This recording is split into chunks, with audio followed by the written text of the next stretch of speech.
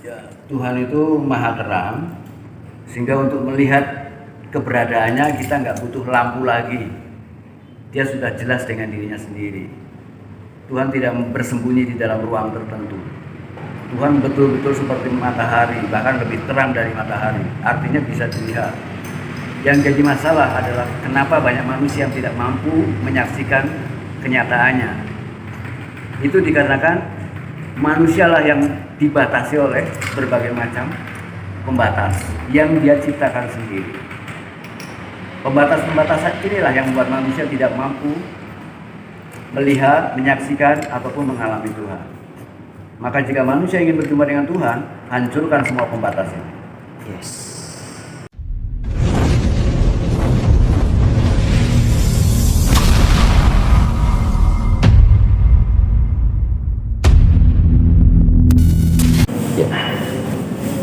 Rahayu yang betul.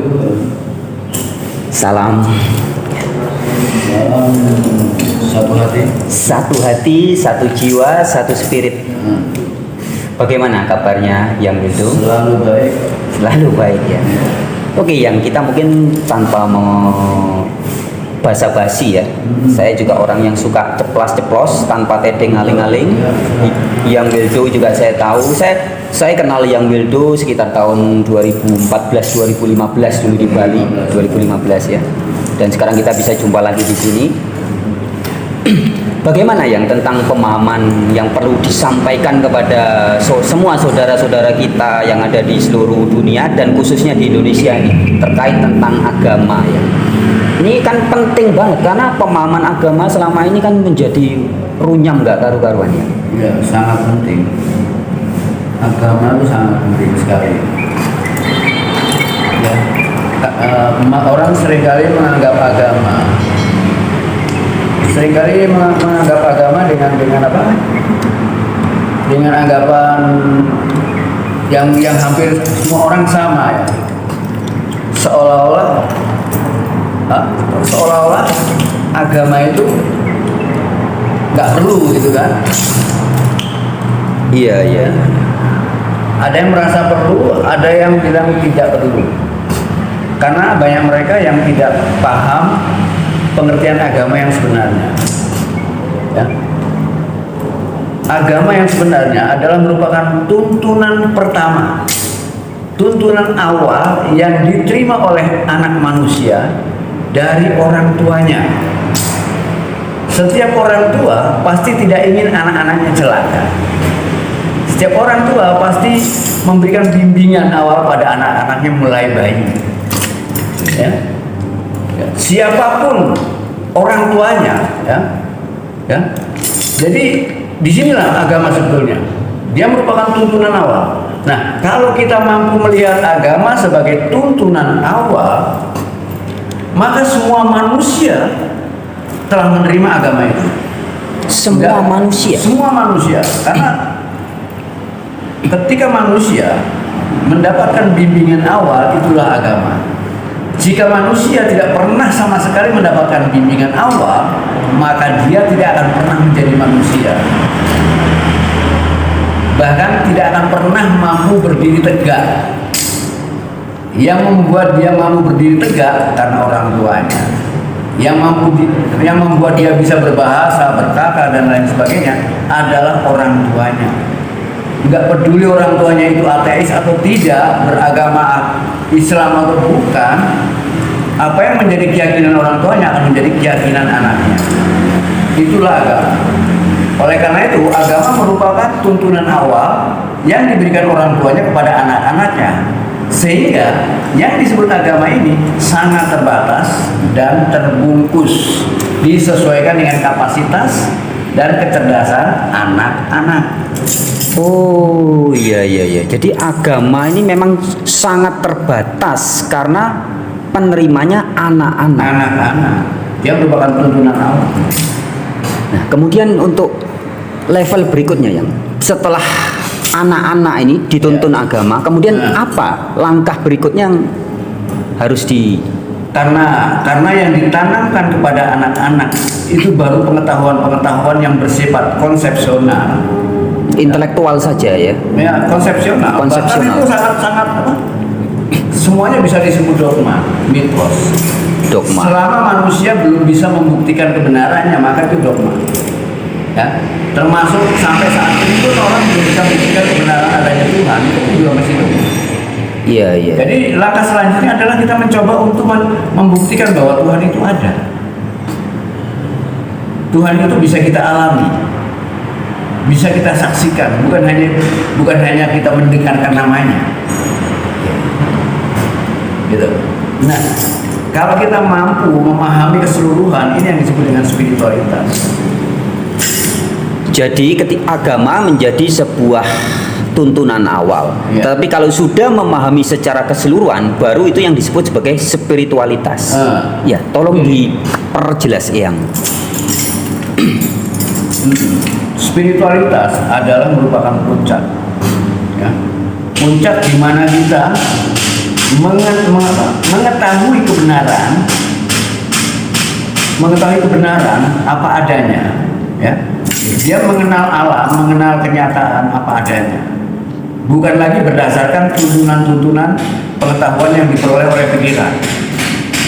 Orang di tingkat spiritualitas tidak lagi bergantung pada pengetahuan-pengetahuan yang diperoleh oleh pikiran, termasuk pemahaman apapun.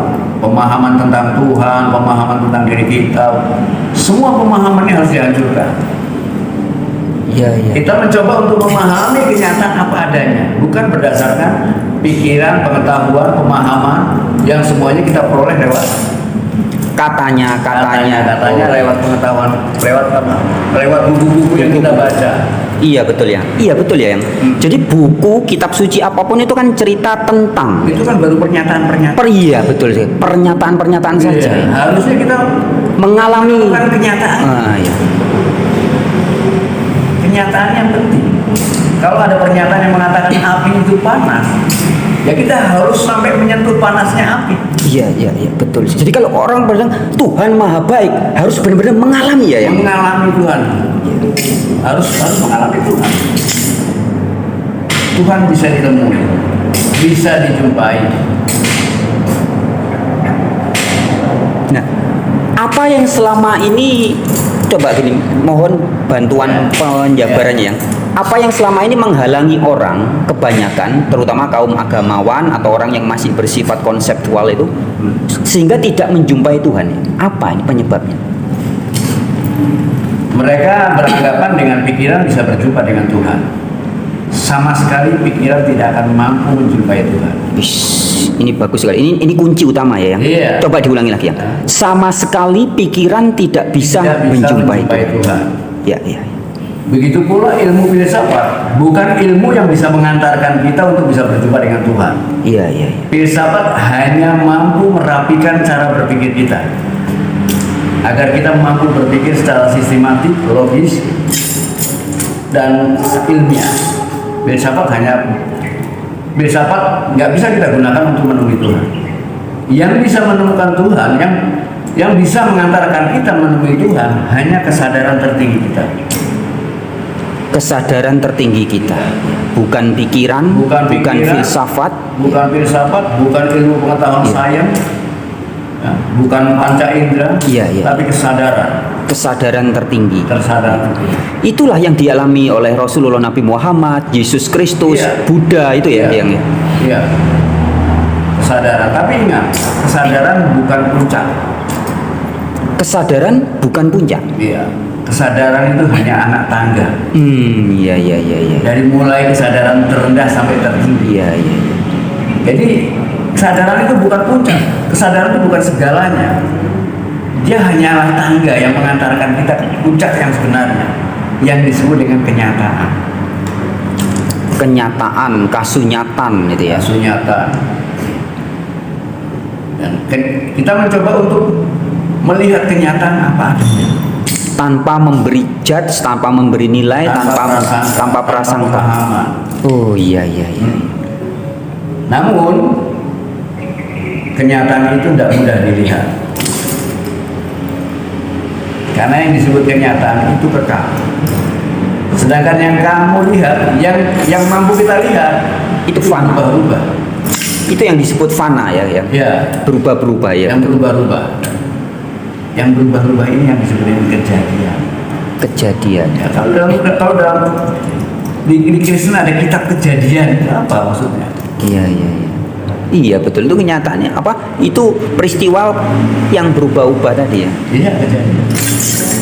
Bahkan ketika Tuhan yang dilakukan Tuhan pun juga masih terbatas pada kejadian. Seperti kun fayakun, jadi maka terjadilah. Itu kan jelas, masih di wilayah kejadian, bukan kenyataan. Itu apa itu bisa yang disebut sebagai itulah dimensi ruang dan waktu yang fana itu ya. Iya. Iya, kejadian itu hanya berada di dimensi fana ya. Iya, dimensi fana. Bukan Tapi dia bisa disebut juga kita bisa menyebutnya realitas eksternal. realitas eksternal. Kenyataan yang di luar.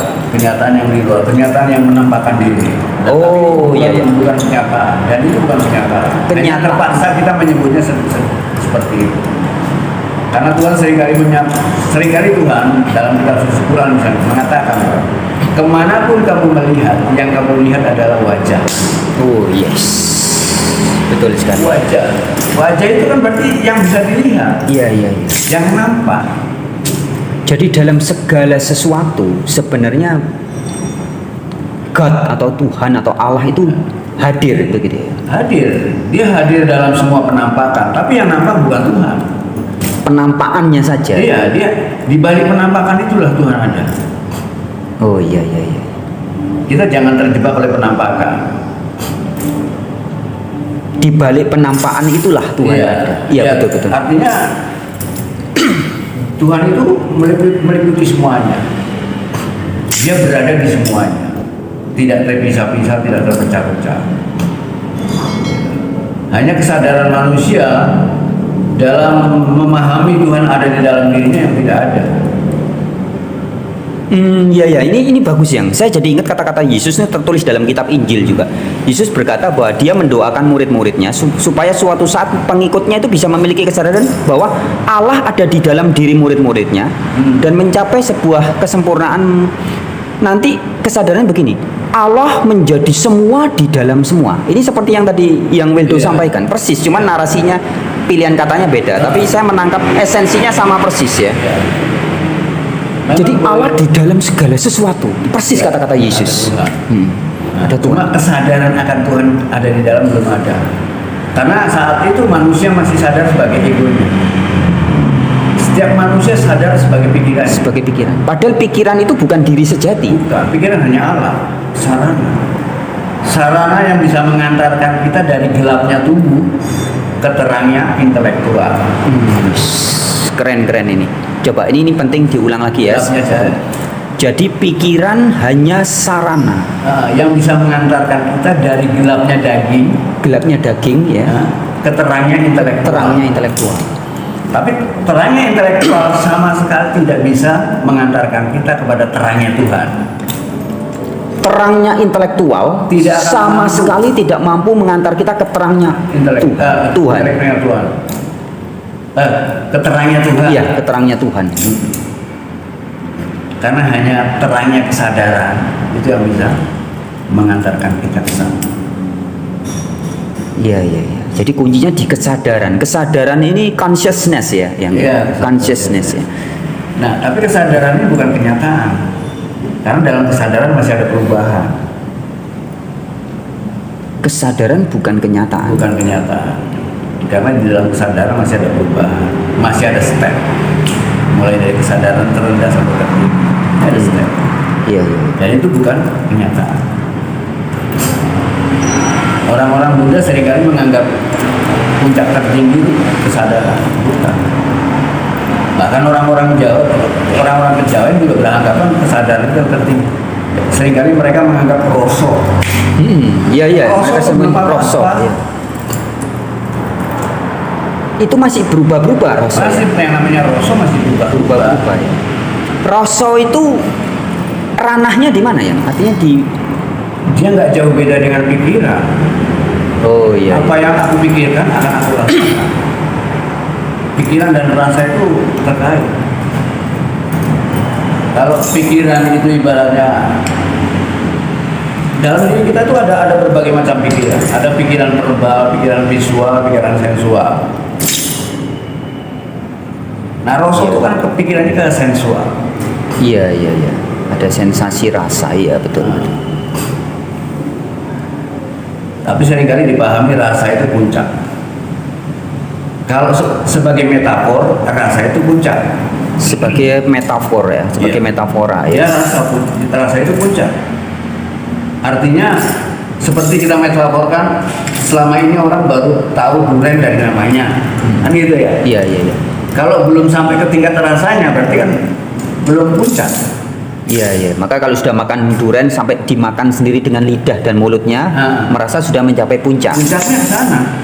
Padahal, Tapi itu kan hanya sebagai metafor, rasa itu sebagai kita simbolkan sebagai puncaknya pencapaian. Sebagai metafor, bukan dalam kenyataan. Dalam kenyataan rasa itu bukan puncak. Ini banyak orang terjebak di sini. iya. Dalam kenyataan rasa bukan puncak. Bukan puncak. Puncaknya apa mungkin? Dia nggak bisa disebut rasa, nggak bisa disebut apa-apa. Bahkan tidak bisa disebut apa-apa. Itukah yang dalam istilah Jawa disebut sebagai tan keno kinoyo ngopo? Iya. Iya, betul ya. Iya. Iya. Yang tak atau kalau dalam istilah Terdeskripsikan. iya, tak terdeskripsikan ya.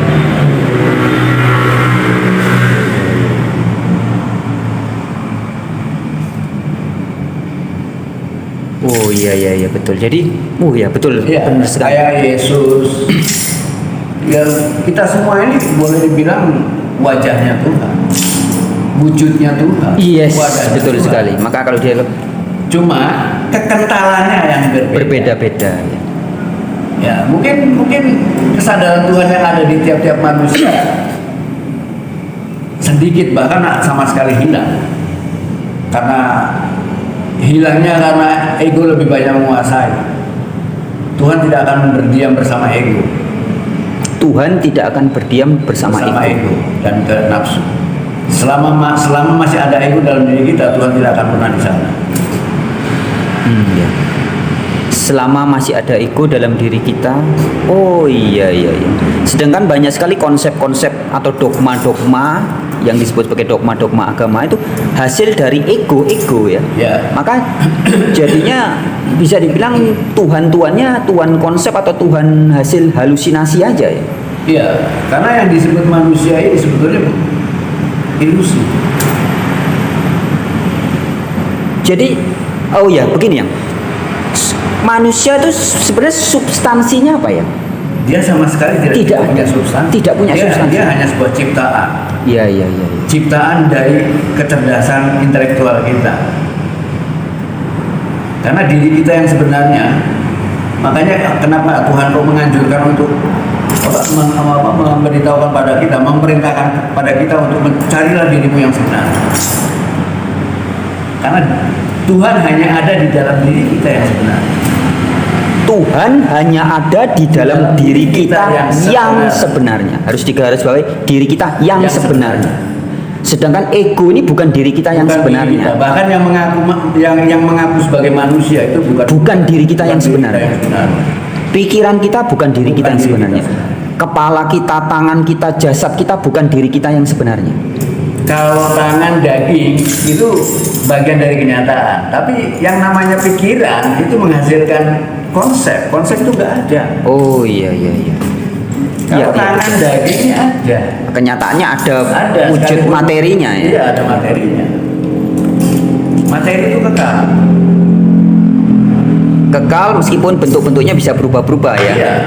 Dari padi sekarang jadi daging. Kekal ya, mungkin sampai ke tingkat mekanika kuantum, partikel, gelombang. Oh iya. Iya, berubah-ubah dia. Iya. Tetapi kekal, tidak bisa diciptakan dan tidak bisa dimusnahkan. Iya, dia ada. Cuma Ada terus. Iya. Keren. Nah, yang berubah-ubah ini bukan kenyataan. Apa ya? Yang bisa diistilahkan apa ya? Berubah-ubah ini seperti eksidensi atau apa ya? Bukan.